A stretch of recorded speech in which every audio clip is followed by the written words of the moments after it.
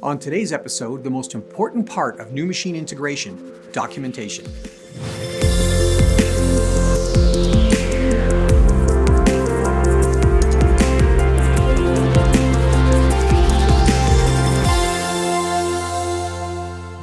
Today's episode of End of the Line is brought to you by 𝗟𝗜𝗡𝗏𝗏𝗡, a globally trusted source for engineering content.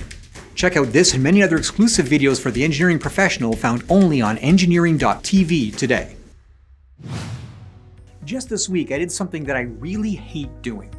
I threw away a perfectly functioning device for the worst of all possible reasons, lack of documentation. Now, it was a simple thing, a dash cam, and I lost the paper instructions, but a fruitless search online for manufacturer support meant a unit that I couldn't configure, rendering the unit useless. Now, this reminded me of the many times I encountered industrial equipment, particularly custom automation, that was similarly poorly documented. Major manufacturers, of course, they have specialists in technical writing when they're trained to create the manuals needed to install, configure, operate, and maintain industrial equipment. But small integrators, they typically don't. The result is a spectrum of technical support, from nothing but pass-through documentation from robot makers and pneumatic supply houses to professionally written and fully illustrated online resources. Does it matter? Well, it depends. If you're a smaller shop and the person working with the integrator to install and configure the equipment takes copious notes and can be expected to stay with the company forever, it's fine. For most manufacturers, however, sealing that much mission-critical knowledge into a single brain is at best risky.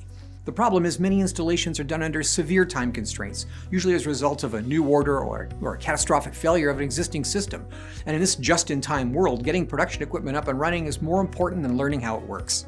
Unfortunately, turnkey systems normally contain assemblies of devices supplied by multiple vendors.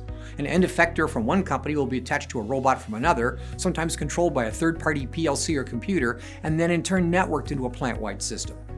Now, the integrator will supply manuals as given to them by the individual system component makers, but the whole is more than the sum of its parts, and that PLC maker can't help you if the problem is machine code that can't position that gripper properly. Now, the engineer that signed off on the program was assured that the systems are easy to program, but are they easy to troubleshoot?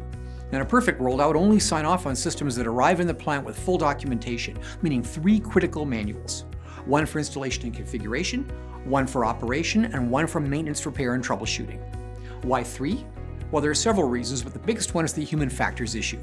I want operators to operate and MRO personnel to troubleshoot and repair.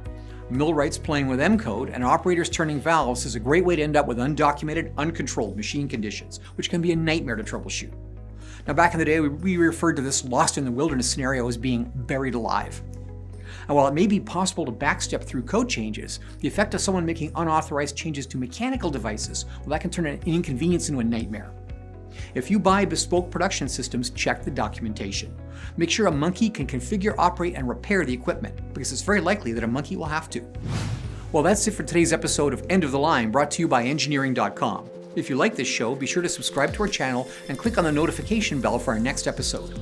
For deeper engineering content, visit 𝗟𝗜𝗡𝗏𝗏𝗡 for exclusive shows like Manufacturing the Future, not found here on our YouTube channel. Thanks for watching.